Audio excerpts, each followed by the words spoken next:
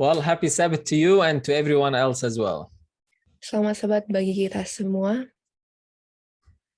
Okay, well, we'll have a word of prayer, then we will get into it. Mari kita sama-sama berdoa. Father, thank you for your love, for your mercy. Bapa, terima kasih atas kasih-Mu dan belas kasihan Tuhan. And thank you for the opportunity to get together in your name. Dan terima kasih Tuhan atas kesempatan untuk kami bisa berkumpul bersama dalam nama Tuhan. I pray that you'll speak to me, through me, and to your people today. Saya berdoa agar Tuhan berbicara melalui saya untuk disampaikan pada umat-umat Tuhan pada hari ini. May Jesus be glorified, I ask in his name. Biarlah Tuhan Yesus dimuliakan dalam nama Tuhan Yesus. Amen. Amin. All right, good to be with you again. Senang sekali untuk bisa berkumpul bersama dengan saudara-saudara sekalian kembali. As you can see on the screen, the title of our sermon is God the end or is he a means? Seperti yang saudara bisa lihat pada layar, judul kita pada Sabat hari ini adalah apakah Allah adalah sarana atau tujuan akhir? Okay, today I want us to examine a story in the Old Testament and draw some lessons out of it. Hari ini saya ingin kita mengkaji sebuah cerita dalam Perjanjian Lama dan mengambil beberapa pelajaran dari cerita tersebut. Story is found in Judges 17 and we start reading verse 1 and 2. Ceritanya terdapat dalam Hakim-Hakim 17 dan kita akan mulai membaca ayat 1 dan 2. Please go ahead. Oke. Hakim-Hakim 17 ayat 1 dan 2.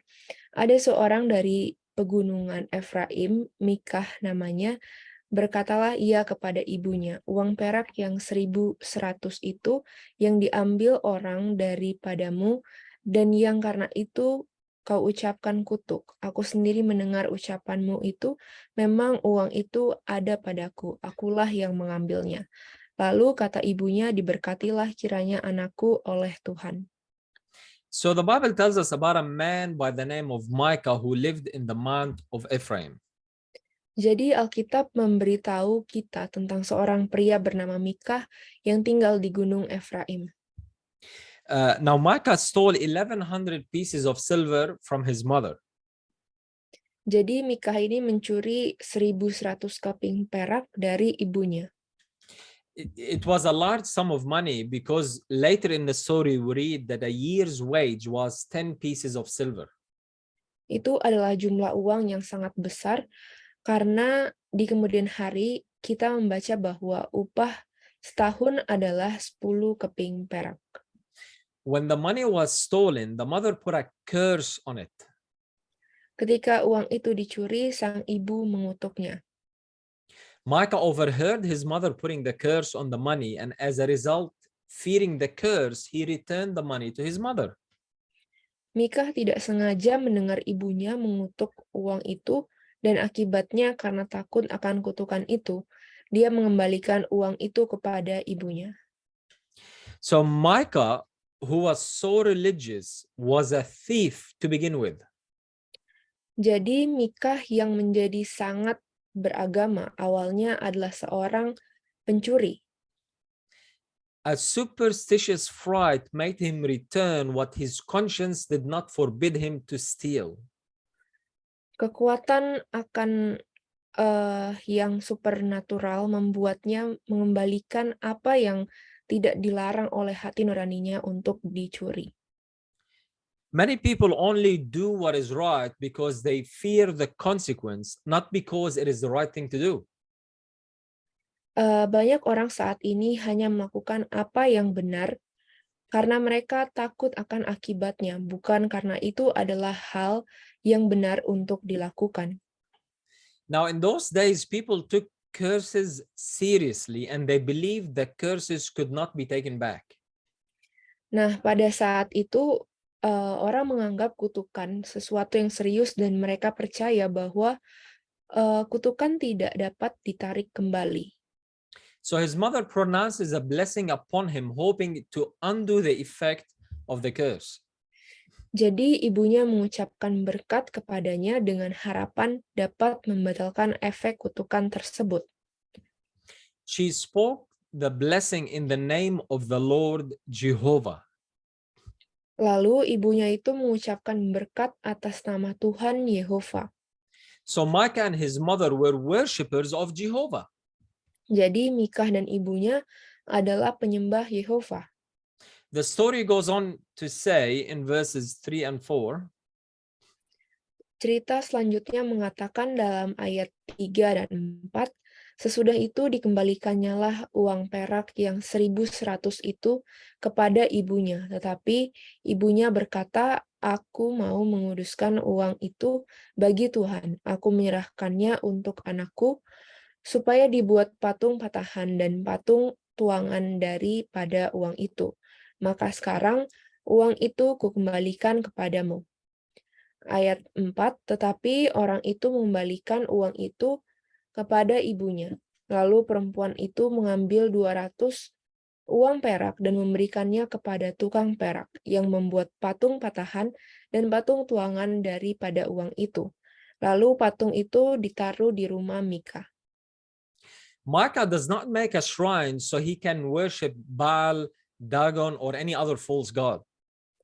Mika tidak membuat kuil agar dia bisa menyembah Baal, Dagon, atau Allah palsu lainnya.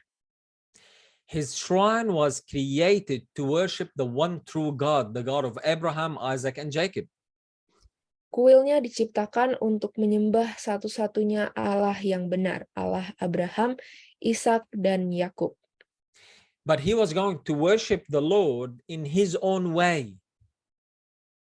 Tetapi dia menyembah Tuhan dengan caranya sendiri. He did so by copying the Canaanites and having an idol made. Dia melakukannya dengan meniru orang Kanaan dan membuat berhala. What a perfect illustration of the way the world has gone today. Jadi ini adalah ilustrasi yang sungguh sempurna tentang bagaimana dunia telah berjalan sampai saat ini. We want to worship God, but we want to do it in our own way and on our own terms.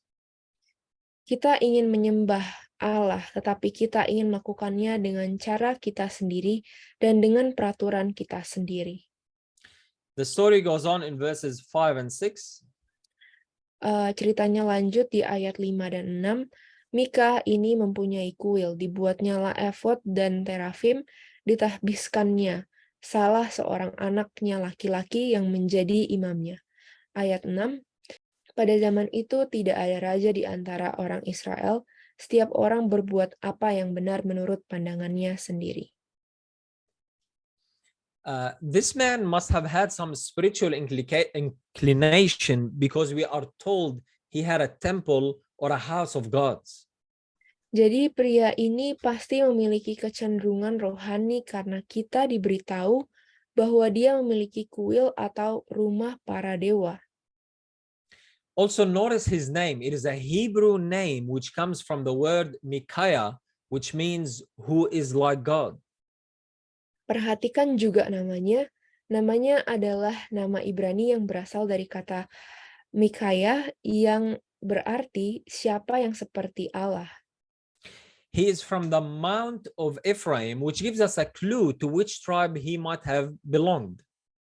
Dia berasal dari Gunung Efraim yang memberi kita petunjuk dari suku mana dia berasal, It's a tribe of Ephraim, the second son of Joseph. yaitu suku Efraim, putra kedua Yusuf. So this man is a Jew. His fathers and ancestors worshipped God. Jadi orang ini adalah orang Yahudi. Ayahnya dan leluhurnya menyembah Allah. I would assume that his own father must have been religiously inclined in some way because he obviously gave his son a Hebrew name, which had a significant meaning. Saya berasumsi bahwa ayahnya sendiri pasti cenderung rohani dalam beberapa hal karena dia memberi putranya nama Ibrani yang memiliki arti penting.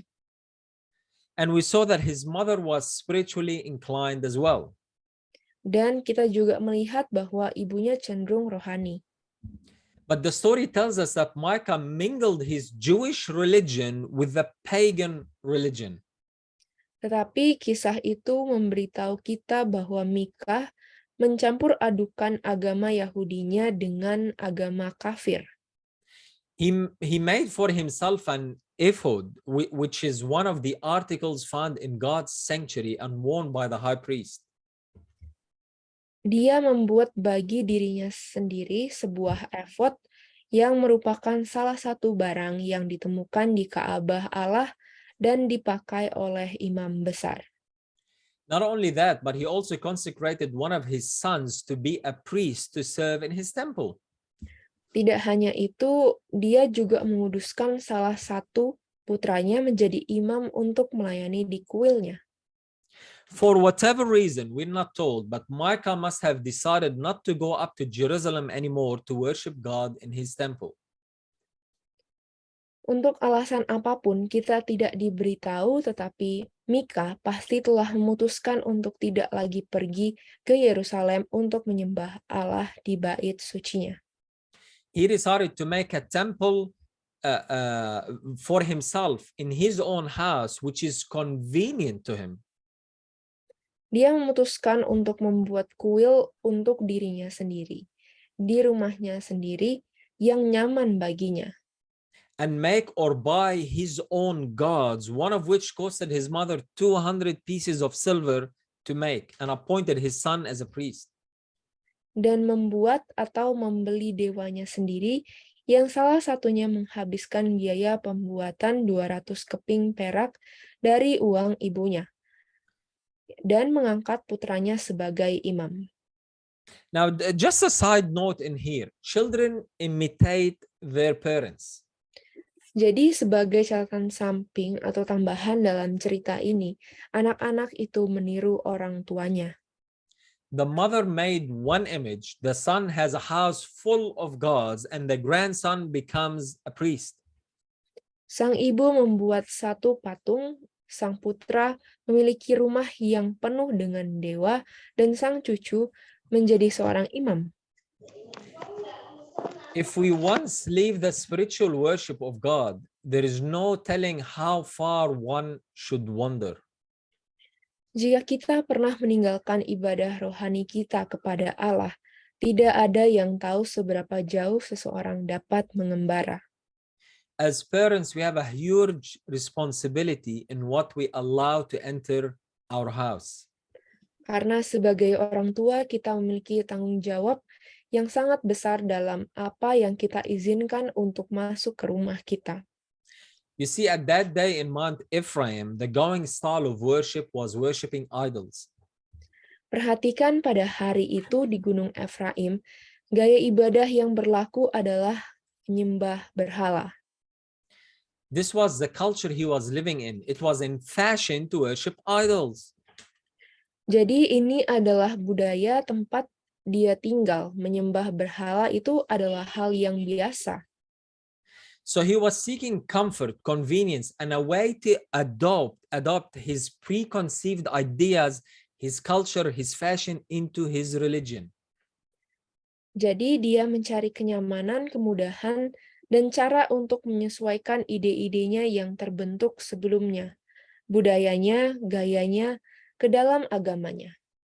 He wanted to honor the God of his fathers. He wanted to do that which is right. Dia ingin menghormati Allah leluhurnya. Dia ingin melakukan apa yang benar. But at the same time, he wanted to honor the God of this world. He wanted to do what he thought was right. Tetapi pada saat yang sama dia ingin menghormati dewa dunia ini. Dia ingin melakukan apa yang menurutnya benar. He wanted to hold on to the fashionable things in Mount Ephraim. Dia ingin mempertahankan hal-hal yang lazim di Gunung Efraim. Notice that the Bible says every man did that which was right in his eyes. Perhatikan bahwa Alkitab mengatakan setiap orang berbuat apa yang benar menurut pandangannya sendiri. It wasn't that people were trying to do the wrong thing. Bukan karena orang mencoba melakukan hal yang salah. No, they were trying to do the right thing. That is what the Bible says. Tidak, mereka mencoba melakukan hal yang benar. Itulah yang dikatakan Alkitab. The problem is that they were trying to do what was right in their own eyes, not in God's eyes. Masalahnya adalah mereka berusaha melakukan apa yang benar menurut pandangan mereka sendiri, bukan menurut pandangan Allah. It is a big problem when people set their own standards of right and wrong. Dan ini adalah masalah yang besar ketika orang menetapkan standar mereka sendiri tentang yang benar dan yang salah. When people try to do what is right without having the right person living in them, without having the right motive. Ketika orang mencoba melakukan apa yang benar tanpa memiliki pribadi yang benar tinggal di dalamnya, tanpa memiliki motif yang benar. What about you and me today? Are we doing what Micah did? Jadi bagaimana dengan Anda dan saya hari ini? Apakah kita melakukan apa yang dilakukan Mikah? Are we mixing a bit of Christianity and a bit of our culture and the world? Apakah kita mencampurkan sedikit kekristenan dan sedikit budaya kita dan dunia? Are we seeking our comfort, convenience, and fashion first, or are we seeking God? Jadi apakah kita mencari kenyamanan, kemudahan, dan gaya kita terlebih dahulu, atau apakah kita mencari Allah? Many Christians want to do what is right in their own eyes. Banyak orang Kristen ingin melakukan apa yang benar menurut pandangan mereka sendiri. They think about things and figure things out without first consulting with the Lord. Mereka memikirkan berbagai hal dan mencari tahu apa yang benar tanpa berkonsultasi terlebih dahulu dengan Tuhan. Let's keep reading. Notice verse 7. Mari kita lanjutkan di ayat 7. Maka ada seorang muda dari Bethlehem, Yehuda, dari kaum Yehuda, ia seorang Lewi dan tinggal di sana sebagai pendatang. Another interesting man appears on the scene, a Levite. Jadi pria yang menarik lainnya muncul di tempat kejadian, yaitu seorang Lewi. It's interesting that his name is not mentioned. He is identified by his tribe of the family of Judah, who was a Levite. Jadi menariknya adalah nama dia itu tidak disebutkan. Dia dikenali dari sukunya, dari kaum Yehuda yang adalah seorang Lewi. He belonged to two tribes. Jadi dia itu berasal dari dua suku. Now, if it only said of the family of Judah or any other of the tribes, we will only get from it his location, where he lives and so on. Sekarang jika hanya dikatakan tentang keluarga Yehuda atau salah satu suku lainnya, kita hanya akan mendapatkan darinya lokasi tempat tinggalnya dan seterusnya. But when you read a Levite, you don't think of a location, you don't think of an inheritance, you think of holiness, you think of priesthood, you think of God. Tetapi ketika Anda membaca bahwa dia adalah seorang Lewi, Anda tidak memikirkan lokasi, Anda tidak memikirkan warisan, Anda tidak memikirkan kekudusan, Anda memikirkan keimamatan, Anda memikirkan Allah. You think of the one who chose this tribe and these people to be dedicated to him. Dia yang memilih suku ini dan orang-orang Lewi dikhususkan kepadanya. Okay, verse 8. Mari kita baca ayat yang ke-8. Lalu orang itu keluar dari kota Bethlehem Yehuda untuk menetap sebagai pendatang di mana saja ia mendapat tempat. Dan dalam perjalanannya itu sampailah ia ke pegunungan Efraim di rumah Mikah. Notice that this Levite was wandering, looking for a place to stay. Jadi perhatikan bahwa orang Lewi ini sedang mengembara mencari tempat untuk tinggal. The reason I point this out is that Levites were supposed to be serving in their priestly role in the tabernacle and then in the temple. Alasan saya menunjukkan ini adalah bahwa orang Lewi itu harusnya melayani dalam peran imam mereka di dalam Ka'bah dan kemudian di Bait Suci. This begs the question of why a Levite would be wandering around and looking for a place to stay when he should be in the temple. Ini menimbulkan pertanyaan mengapa seorang Lewi itu beredar-edar dan mencari tempat untuk tinggal ketika dia seharusnya berada di Bait Suci. Our answer is found in verse 5. Every man did that which was right in his own eyes.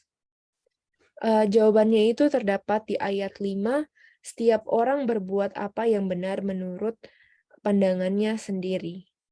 Nobody was worshiping in the temple. Everyone was doing his own thing, just like Micah was. Jadi, tidak ada orang yang beribadah di Bait Suci. Setiap orang itu melakukan urusannya sendiri, seperti Mikah. This, of course, means that many Levites were sort of out of business, if you will, and as such, they were forced to abandon the priestly calling and look for a job. Ini tentu saja berarti bahwa banyak orang Lewi itu yang kehilangan pekerjaan, dan karena itu mereka terpaksa meninggalkan panggilan keimamatan dan mencari pekerjaan lain. This Levite must have had enough of where he was living. He just was not making it in life there, right? So he decided to pack up and seek a new life.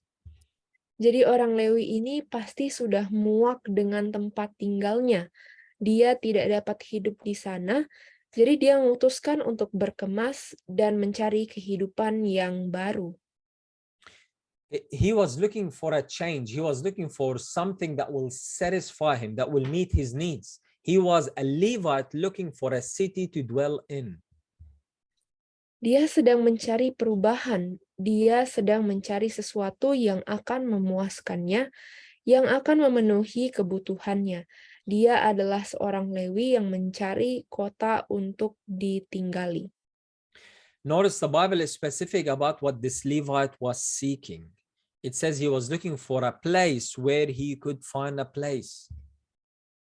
Perhatikan bahwa Alkitab spesifik tentang apa yang dicari oleh orang Lewi ini. Dikatakan dia sedang mencari di mana saja ia mendapat tempat. He didn't travel to evangelize. He didn't go out seeking someone to win to God. He didn't go out on a divine mission. No, he was looking for a place to stay. Dia tidak melakukan perjalanan untuk menginjil. Dia tidak pergi mencari seseorang untuk dimenangkan bagi Allah.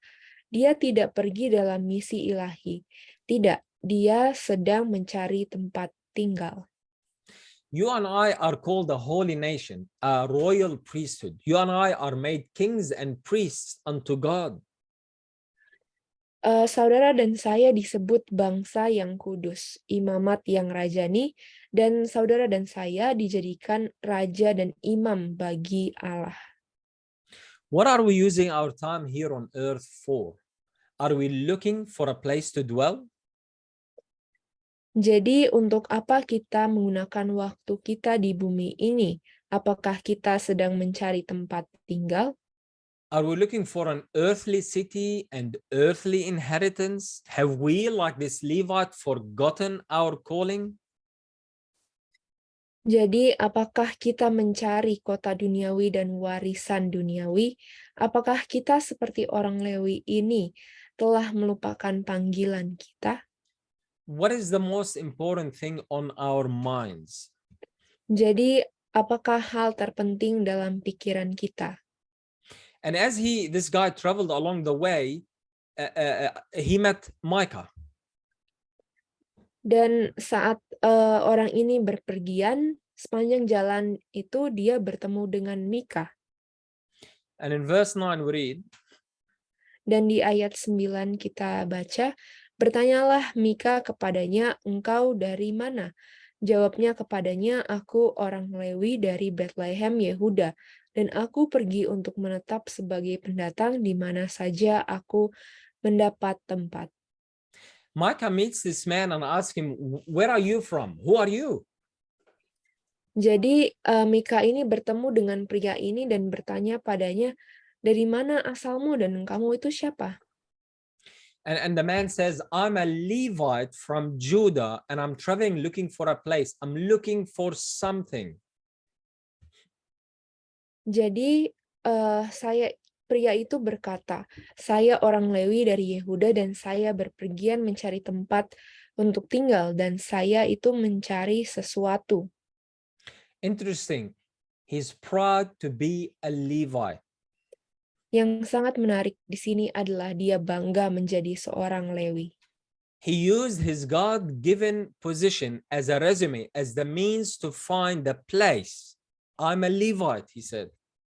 Jadi dia itu menggunakan posisinya yang diberikan Allah sebagai resume, sebagai sarana untuk menemukan tempat. Dia mengatakan, "Aku orang Lewi." Verse 10 and 11 we read, Mari kita baca ayat 10 dan 11. Lalu kata Mikah kepadanya, "Tinggallah padaku dan jadilah bapak dan imam bagiku.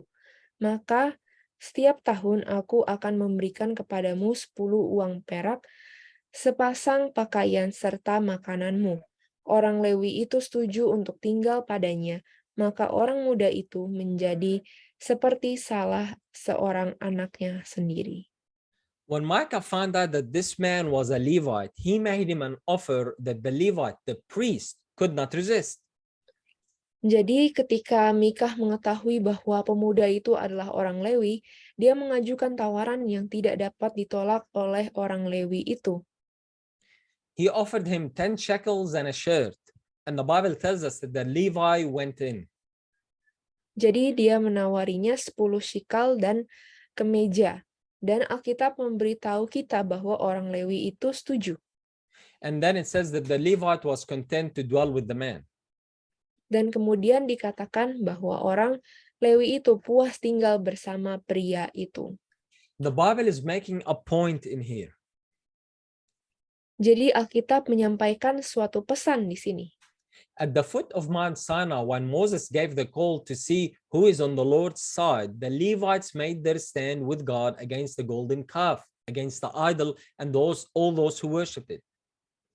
Jadi ketika di Gunung Sinai, ketika Musa memberikan panggilan untuk melihat siapa yang berada di sisi Tuhan, orang-orang Lewi berdiri bersama Allah melawan anak lembu emas, melawan berhala dan semua orang yang menyembahnya.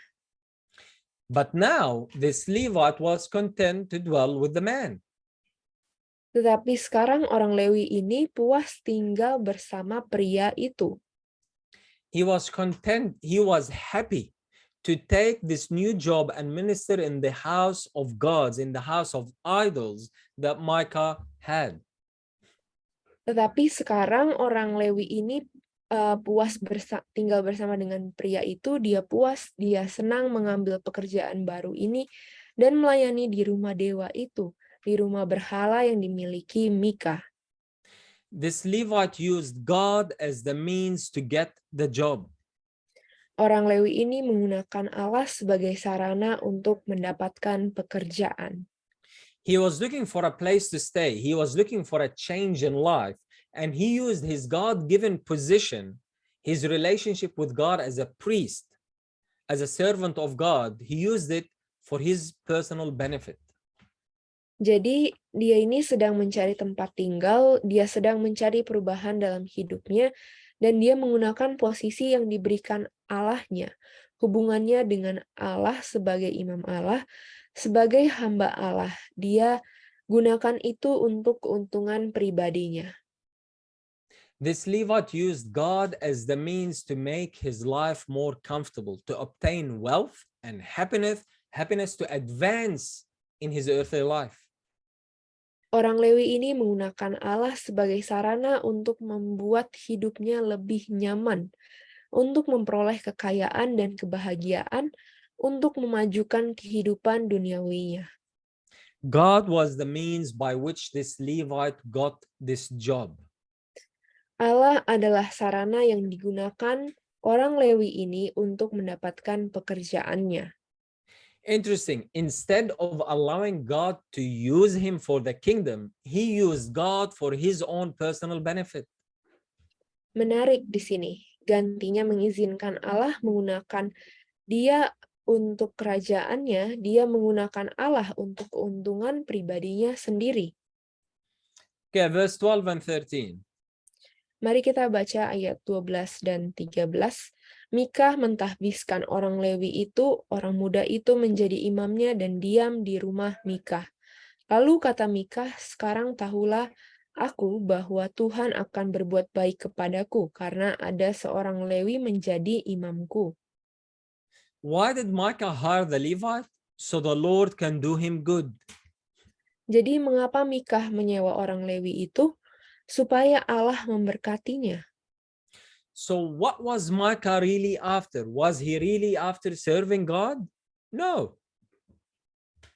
Jadi apa yang sebenarnya yang sedang dikejar Mikah? Apakah dia benar-benar sedang melayani Allah? Tidak. Was he really after helping the Levite? No. Apakah dia benar-benar membantu orang Lewi itu? Tidak. He was after the good or the blessing that he will receive from God. Dan ternyata bahwa dia itu mengejar kebaikan atau berkat yang akan dia terima dari Allah. So Micah hired the Levite thinking that by doing so he will please God, who in turn will do him good. Jadi Mikah itu menyewa orang Lewi itu dengan berpikir bahwa oleh melakukan itu dia akan menyenangkan Allah yang pada gilirannya akan memberkatinya. Micah viewed God as the means to receive good things. Serving God and pleasing God was only done in order to obtain good, to obtain a blessing. Jadi Mikah itu memandang Allah sebagai sarana untuk menerima hal-hal yang baik, melayani Allah dan menyenangkan Allah hanya untuk mendapatkan kebaikan, untuk mendapatkan berkat. Micah was more interested in the things God has than in God himself. Mikah itu lebih tertarik pada hal-hal yang Allah miliki daripada Allah itu sendiri. Now the story goes on to say that the tribe of Dan came and offered the Levite priest a better position.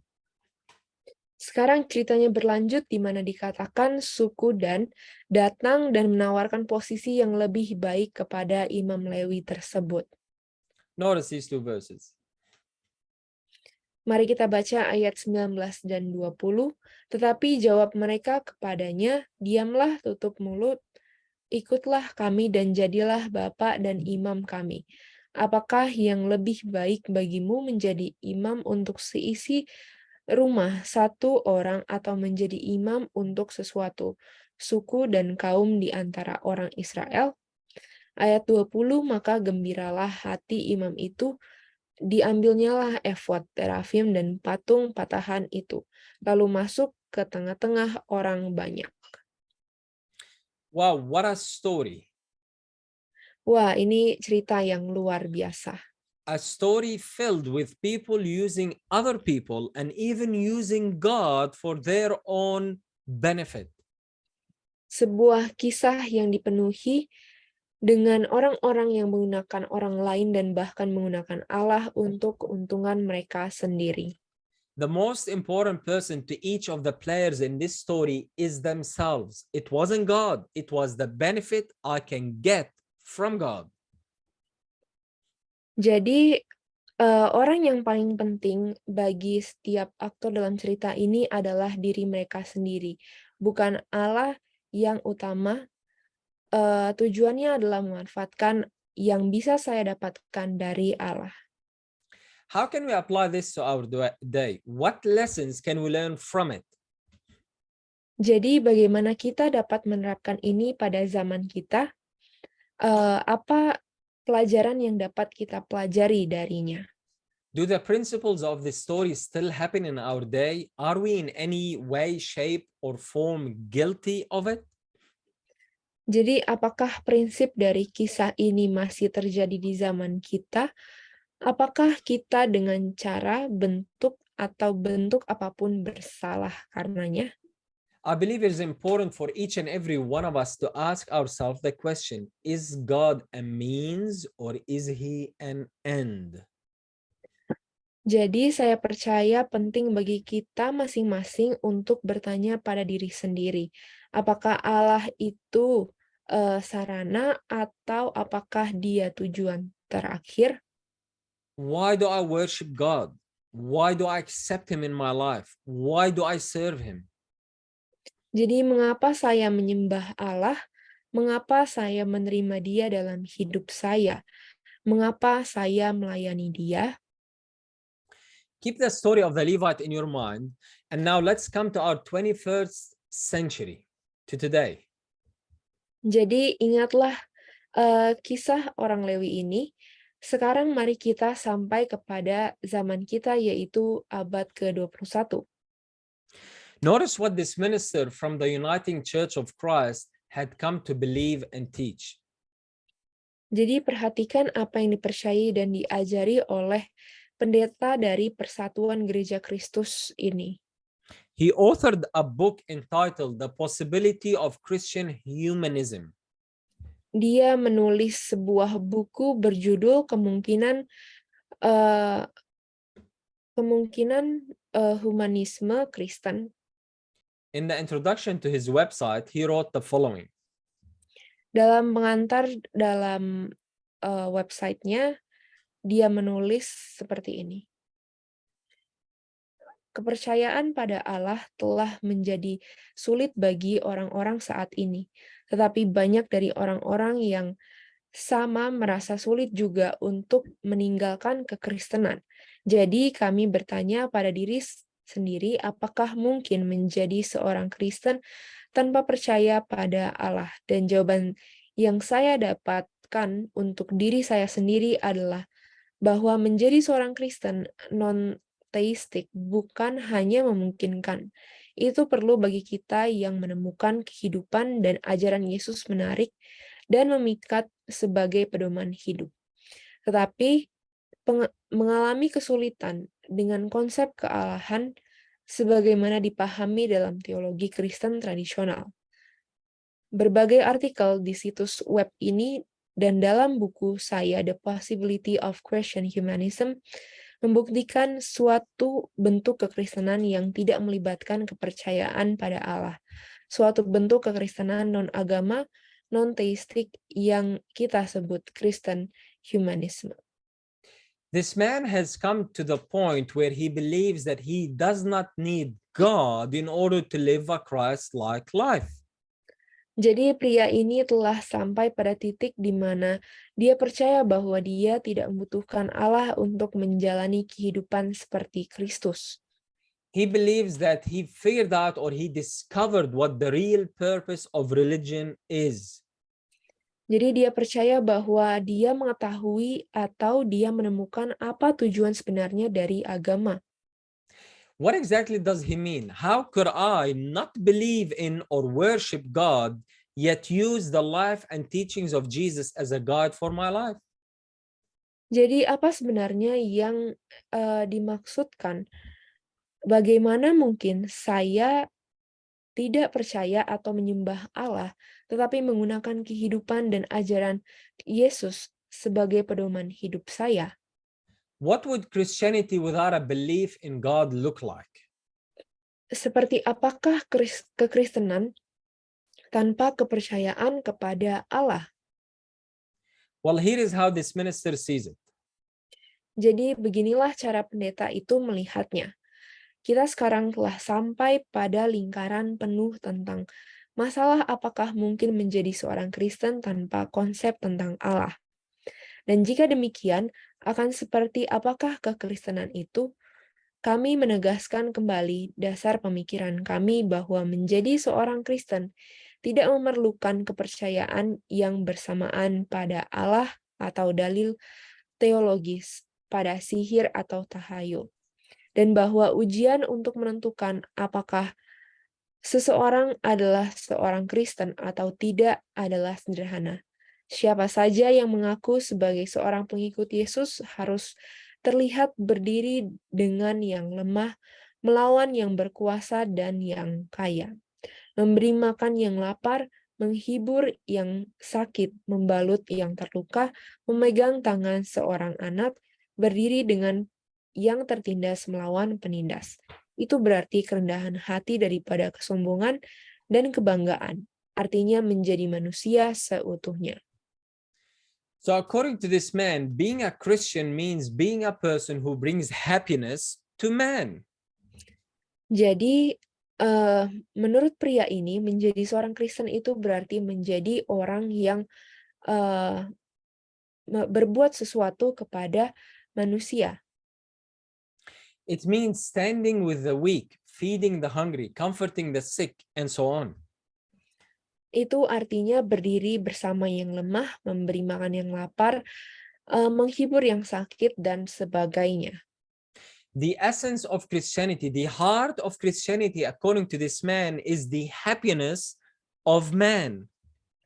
Jadi hakikat kekristenan, inti kekristenan menurut orang ini adalah kebahagiaan manusia. This is Christian humanism. It is mixing Christianity with humanistic theology. Jadi ini adalah kekristenan humanisme, yaitu mencampurkan kekristenan dengan teologi humanistik. Christian humanism is the belief that everything revolves around the happiness of man. Kristen humanisme adalah suatu keyakinan bahwa segala sesuatu berputar di sekitar kebahagiaan manusia. Humanism is a philosophical statement that declares the end of all being is the happiness of man.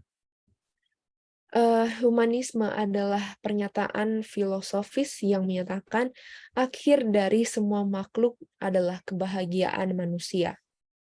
A humanist believes that the reason for existence is man's happiness. God is not important. God does not exist.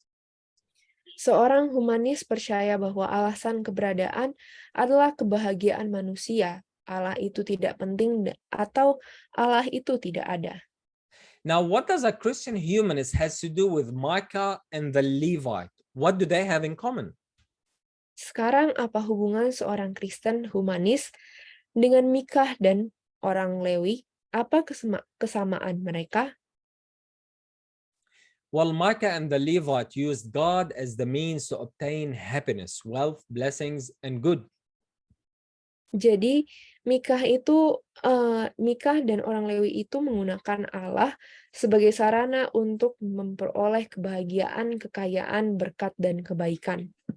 God to them was simply the means to get happiness. Their ultimate goal in the story we read was their personal benefit. Allah bagi mereka hanyalah sarana untuk mendapatkan kebahagiaan. Tujuan utama mereka dalam cerita yang kita baca adalah keuntungan pribadi mereka. The Levite was interested in the 10 shekels and a shirt. Jadi orang Lewi itu tertarik dengan 10 shekel atau belenggu dan sebuah kemeja.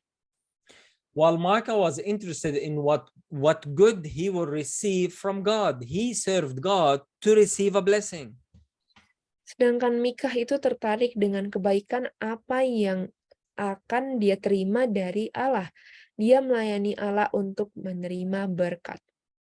Their pursuit in life was their own happiness. It was all about what would I get out of it.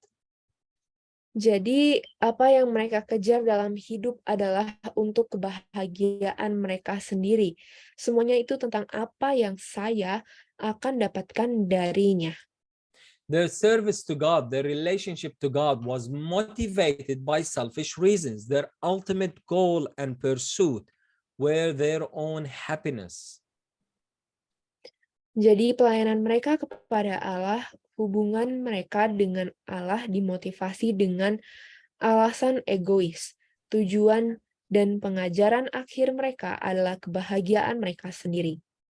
While in the 21st century, a Christian humanist has taken this system of thought to its logical conclusion and came out with the belief that the end of all being is the happiness of man.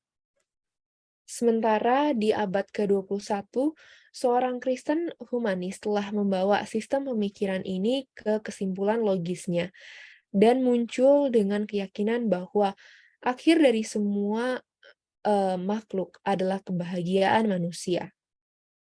Why bother with a God who would make you feel bad when you do something wrong, or who wants to take this prime position in your life? Jadi mengapa repot-repot dengan Allah yang akan membuat saudara merasa buruk ketika saudara melakukan kesalahan atau yang ingin mengambil posisi utama dalam hidup saudara?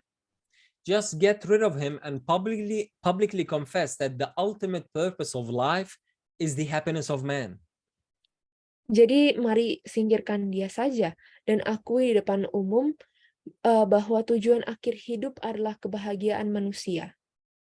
Jesus accomplished his mission in telling us how to live a peaceful and happy life. Jadi Yesus menyelesaikan misinya dengan memberitahu kita bagaimana menjalani kehidupan yang damai dan bahagia. We can learn the good out of his life and ignore the bad, which relates to being governed by some unseen God in heaven. Kita dapat mempelajari yang baik dari hidupnya dan mengabaikan yang buruk yang berhubungan kepada diatur oleh Allah yang tak terlihat di surga. So what's in common between Micah, the Levite, and today's Christian humanist is humanism. Jadi kesamaan antara Mikah, orang Lewi, dan Kristen humanis masa kini adalah humanisme. It is the principle or pervading thought that rules their life, which is the end of all being, is the happiness of man. Jadi prinsip atau pemikiran yang meresapi itulah yang mengatur hidup mereka, yaitu akhir dari semua makhluk adalah kebahagiaan manusia. We see this humanistic thinking extending from the days of Micah to our day. Kita melihat pemikiran humanistik ini berkembang dari zaman Mikah hingga zaman kita. The question is, have I been affected by it? Has Christianity been affected by it? Nah, pertanyaannya adalah apakah saya terpengaruh olehnya? Apakah kekristenan telah terpengaruh olehnya? We all in here can say that we are neither Micah worshipping idols, nor are we Christian humanists. Jadi kita semua di sini dapat mengatakan bahwa kita bukanlah Mikah yang menyembah berhala dan juga bukan Kristen humanis. Praise God. But the question I would like to put to you is this: why do you worship God? Puji Tuhan untuk itu, tetapi pertanyaan yang saya ingin ajukan kepada saudara adalah, mengapa saudara menyembah Allah?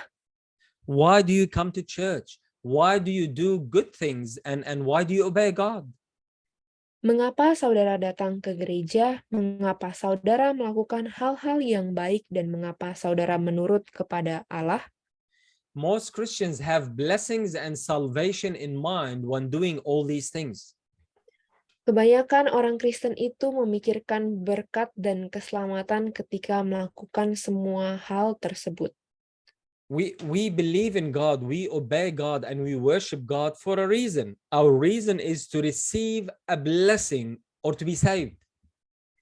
Jadi kita itu percaya pada Allah, kita mematuhi Allah, dan kita menyembah Allah karena suatu alasan. Alasan kita adalah untuk menerima berkat atau untuk diselamatkan. The ultimate goal of Christianity in many Christians' mind is salvation and the heavenly inheritance we will receive. Tujuan akhir kekristenan dalam pikiran banyak orang Kristen adalah keselamatan dan warisan surga yang akan kita terima. And if salvation is the ultimate goal, then your hunt in your Christian experience will be, what must I do to be saved? Dan jika keselamatan adalah tujuan akhir, maka perburuan saudara dalam pengalaman Kristen akan menjadi apa yang harus saya lakukan untuk diselamatkan? You will help the needy because you think you will gain a blessing out of it. You will come to church because you think you will gain a blessing out of it. Anda akan membantu orang yang membutuhkan karena Anda berpikir Anda akan mendapatkan berkat darinya. Saudara datang ke gereja karena saudara pikir akan mendapat berkat darinya. Your drive in serving God will be obtaining blessings and salvation. Dorongan saudara dalam melayani Allah adalah untuk memperoleh berkat dan keselamatan. We say it is good to keep the Sabbath because there is a blessing in it. It is good to obey God because there is a blessing in obedience. Kita berkata adalah baik memelihara Sabat karena ada berkat dalam memeliharanya. Adalah baik menurut kepada Allah karena ada berkat dalam penurutan. What if there was no blessing in the Sabbath? Would you still keep it? What if there was no blessing in obeying God? Would you still obey Him? Nah, bagaimana jika kita tidak mendapatkan berkat atas hari Sabat? Apakah saudara akan tetap memeliharanya? Bagaimana jika tidak ada berkat dalam menurut kepada Allah? Apakah saudara akan tetap menurutinya? If God was to appear to you and tell you there is no room in heaven for you, would you still love Him and serve Him? Jika Allah menampakkan diri kepada saudara dan memberitahu saudara bahwa tidak ada lagi tempat untuk saudara di surga, apakah saudara akan tetap mengasihi Dia dan melayani Dia? Do we serve God because of who He is or because of what He has promised to give us? Jadi apakah kita melayani Tuhan karena siapa Dia atau karena apa yang telah Dia janjikan untuk diberikan kepada kita? Think about it. What is your focus on? What is the desire of your heart? Is it God or the things God has? Jadi mari kita berpikir tentang itu. Apakah fokus saudara? Apakah keinginan hati saudara? Apakah Allah atau hal-hal yang Allah miliki? And if the motive you have for serving God is obtaining a blessing, then haven't you been affected by humanism? Dan jika motif yang engkau miliki untuk melayani Allah adalah untuk memperoleh berkat, bukankah engkau telah dipengaruhi oleh humanisme? Isn't your own happiness the ultimate goal of your Christian experience? Bukankah kebahagiaan saudara sendiri adalah tujuan akhir dari pengalaman Kristen saudara? Aren't you serving God to obtain something out of Him? Bukankah saudara melayani Allah untuk mendapatkan sesuatu dari Dia? Look, there is nothing wrong with coming to God and accepting Him in our lives because we want to be saved. Jadi, saudaraku, tidak ada yang salah dengan datang kepada Allah dan menerima Dia dalam hidup kita karena kita ingin diselamatkan. Or because we want to escape damnation. Atau karena saudara ingin lepas dari kutukan.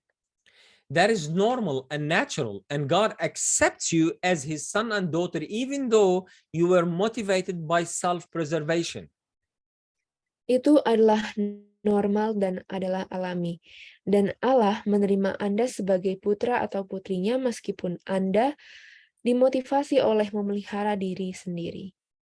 But we cannot stay there. God wants you to know Him, to know His heart, to love Him, and get to the place where you want to live for Him and not only for your own self-preservation.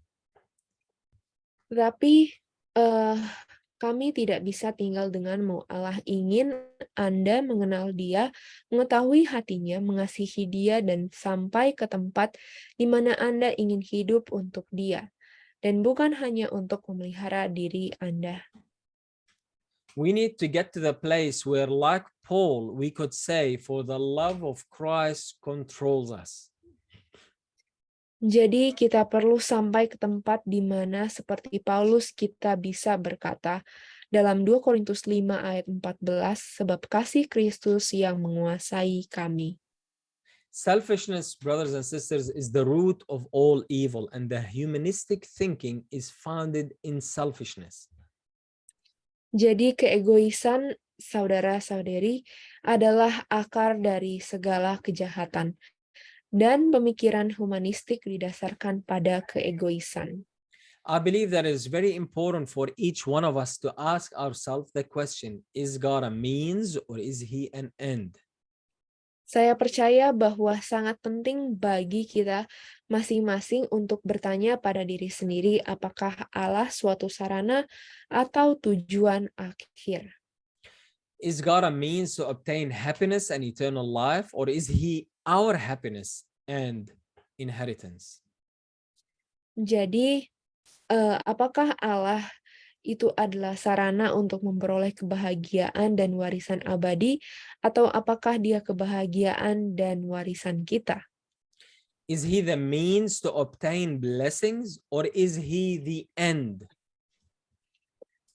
Atau apakah dia sarana untuk memperoleh berkat, ataukah dia tujuan akhir? Now, don't get me wrong, God has salvation and happiness in mind. Your salvation and happiness in mind. It is very important for him, but it is a byproduct, not the prime product. Jadi, jangan salah paham. Allah memikirkan keselamatan dan kebahagiaan saudara. Itu sangat penting baginya. Tetapi itu adalah produk sampingan, bukan produk utamanya. The ultimate purpose of the Christian religion is serving God because he is worthy, not because we can gain something or a blessing out of it. Tujuan utama dari agama Kristen adalah melayani Allah, karena dia layak, bukan karena kita dapat memperoleh berkat darinya. Your happiness and salvation is a byproduct of your relationship with God. Jadi kebahagiaan dan keselamatan Anda adalah produk sampingan dari hubungan saudara dengan Allah.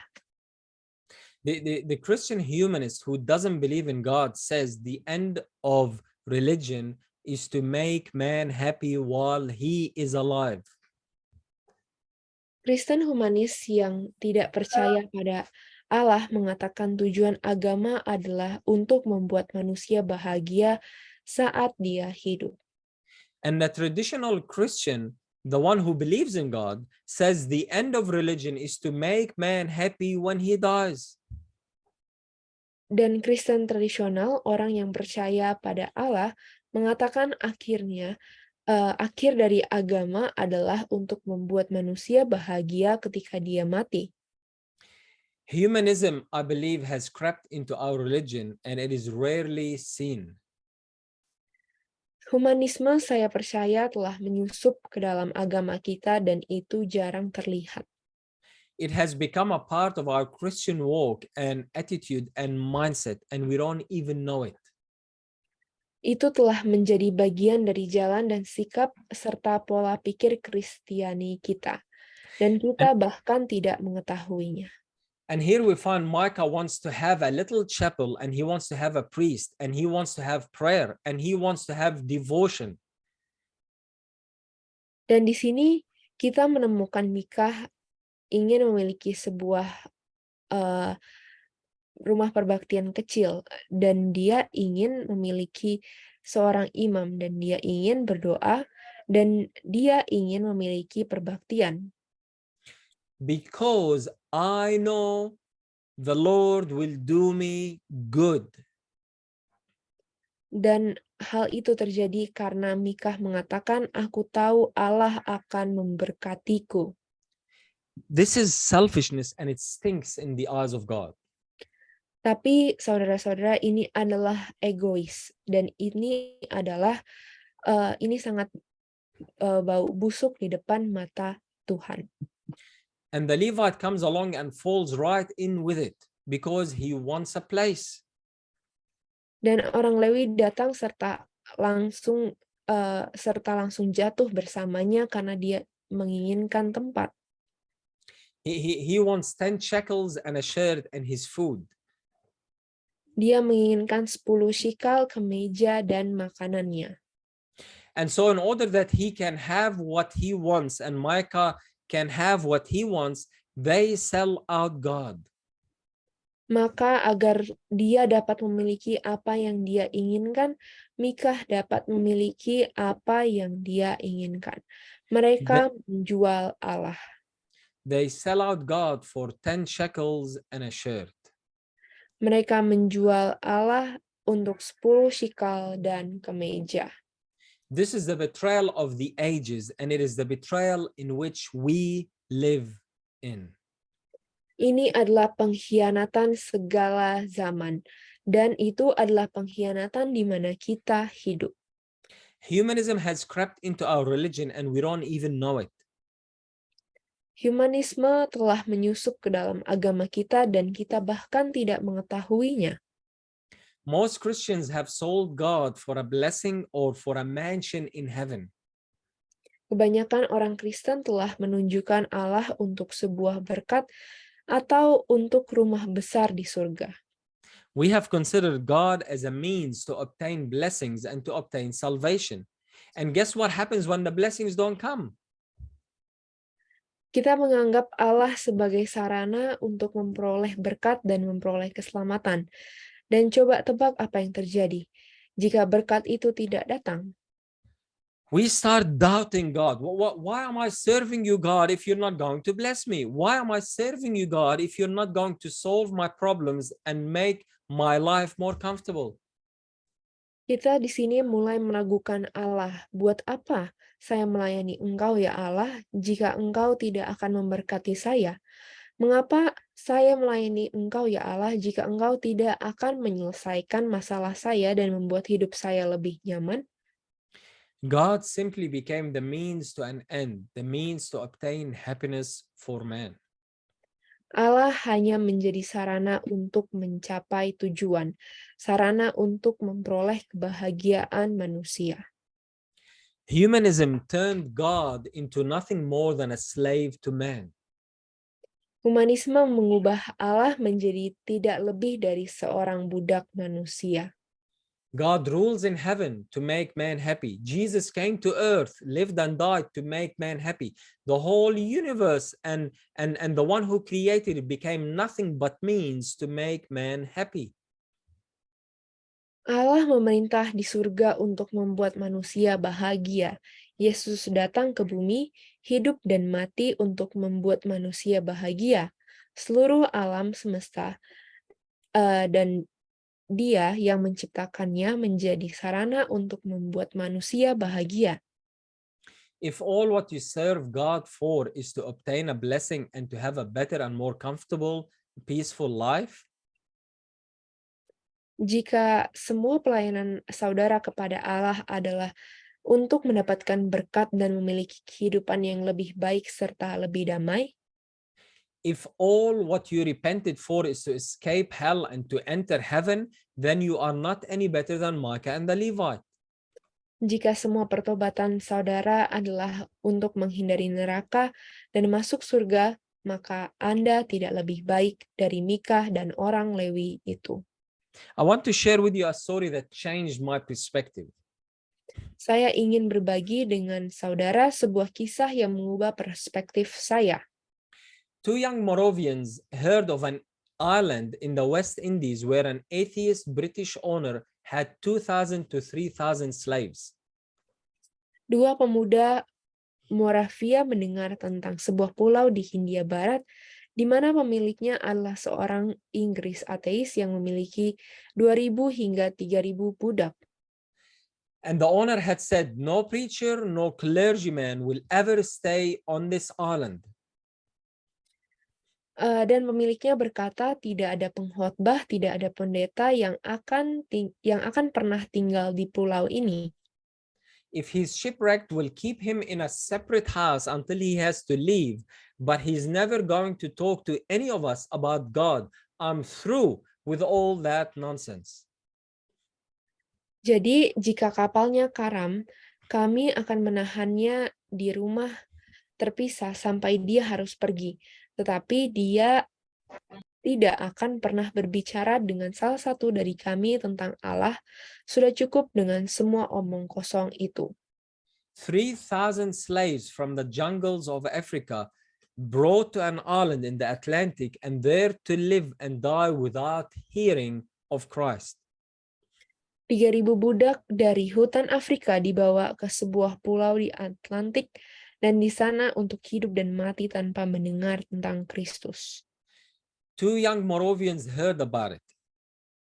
2 pemuda Moravia mendengar tentang hal itu. They sold themselves to the British planter and used the money they received from their sale, for he paid no more than what he would for any slave than to pay for their passage, their ticket to get there. Mereka menjual diri mereka kepada petani Inggris itu dan menggunakan uang yang mereka terima dari penjualan mereka itu sebab dia membayar tidak lebih dari yang dia bayarkan untuk budak manapun untuk membayar perjalanan mereka ke pulau itu. As the ship left its pier in the river of Hamburg and was going out into the North Sea carried with the tide, the Moravians had come from their village. I'll stop here. Go ahead. Oke. Karena dia bahkan tidak mau mengangkut mereka saat kapal meninggalkan dermaga sungai di Hamburg dan berlayar ke laut utara dibawa oleh arus. Orang-orang Moravia datang dari Herrenhut untuk mengantar kedua pemuda ini. So the Moravians had come from Herrnhut to see these 2 lads off in their 20s. Jadi orang-orang Moravia ini datang dari Herrenhut untuk mengantar kedua pemuda ini yang berusia sekitar 20-an. They were never to return again, for this wasn't a 4-year term. They sold themselves into lifetime slavery. Jadi mereka tidak akan pernah kembali lagi sebab menjadi budak bukan untuk jangka waktu 4 tahun. Mereka menjual diri mereka sendiri ke dalam perbudakan seumur hidup. Simply that as slaves, they could be as Christians where these others were. Sederhananya, sebagai budak mereka bisa menjadi orang Kristen di tempat lain. The families and their were there weeping, for they knew they would never see them again. Keluarganya menangis karena mereka tahu bahwa mereka tidak akan pernah melihat kedua pemuda itu lagi. And they wondered why they were going and questioned the wisdom of it. Dan mereka bertanya-tanya mengapa mereka pergi dan mempertanyakan kebijaksanaan keputusan itu. As the gap widened and the housing had been cast off and were being curled up there on the pier. Sebagaimana kapal semakin menjauh dan rumah-rumah di dermaga tampak mengecil, and the young boys saw the widening gap. One lad with his arm linked through the arm of his fellow raised his hand. Kedua pemuda itu melihat jarak yang melebar. Seorang pemuda dengan lengannya terhubung lengan rekannya mengangkat tangannya. He raised his hand and shouted across the gap the last words that were heard from them. And they were these. Dan mereka mengangkat tangannya dan berteriak ke seberang dengan kata-kata terakhir yang terdengar dari mereka, yaitu, May the lamb that was slain receive the reward of his suffering. Semoga anak domba yang tersembelih menerima upahnya dari penderitaannya. This became the call of Moravian missions. Ini menjadi satu panggilan misi Moravia. And this is the only reason for being, that the lamb that was slain may receive the reward of his suffering. Dan inilah satu-satunya alasan keberadaan kita, agar anak domba yang disembelih dapat menerima upah dari penderitaannya. And the story, my brothers and sisters, it changed it all, it reversed it all, it righted it all.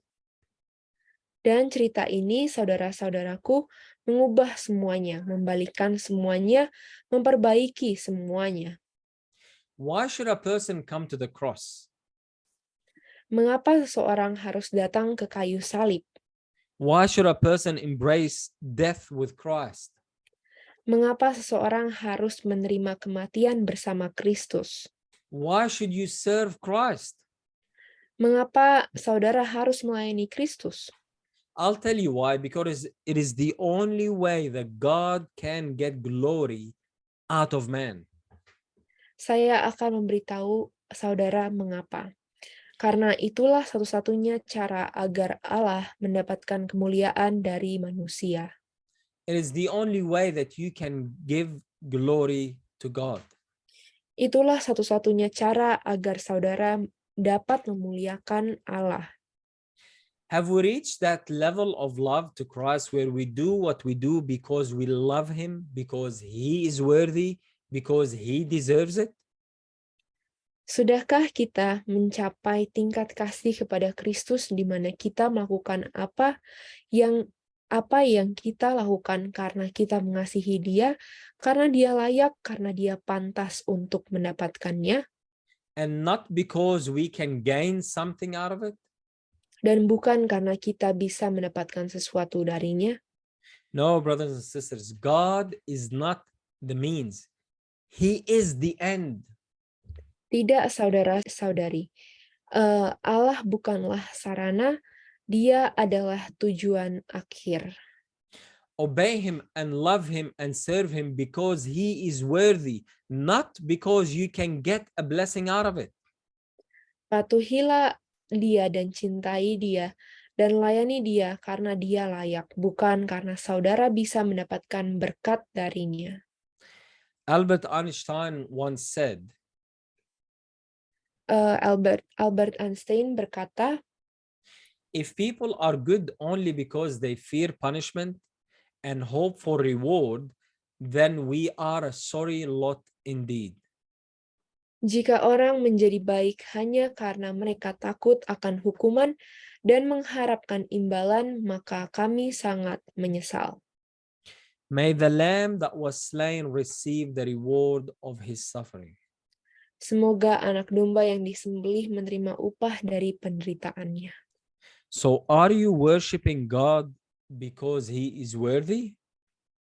Jadi apakah saudara menyembah Allah karena Dia layak, Or are you worshiping him because you can get something out of it? atau saudara menyembah Allah karena saudara bisa mendapatkan sesuatu darinya? Again, even if we came to God because of a selfish reason, Sekali lagi saya katakan, kalau kita datang kepada Tuhan dengan alasan yang egois, it's okay. God still accepts us as his children. tidak apa-apa karena Tuhan tetap menerima kita sebagai anaknya. But he needs us. He wants us to grow out of that. Tetapi Tuhan ingin kita untuk bertumbuh akan hal tersebut. And to love him for who he is. Dan untuk mencintai Tuhan karena siapa Dia sesungguhnya. Anyway, we'll leave it at that and let's have a word of prayer to close. Mari kita sama-sama berdoa. Father, thank you for your love and for your son, Jesus. Bapa, terima kasih atas kasih Tuhan dan anak Tuhan, yaitu Tuhan Yesus Kristus. Lord, I pray that you'll give each and every one of us a right heart and the right motive to serve you. Bapa, saya berdoa agar kami di sini dapat menyembah Tuhan dalam hati yang benar dan motif yang benar. Lord, your word says that the heart is deceitful above all things and desperately wicked. Tuhan, Engkau mengatakan bahwa hati kami sangat licik dan sangat buruk. Reveal our own hearts to us, O Lord. Nyatakanlah hati kami kepada diri kami sendiri ya Bapa, and put love in our hearts for you. dan taruhlah kasih dalam hati kami untuk Engkau. I pray that you'll bless each and every one who is in here and their families as well. Saya berdoa ya Tuhan untuk kami yang ada di sini, masing-masing dari kami untuk menerima berkat dari Tuhan. This is my prayer in Jesus' name.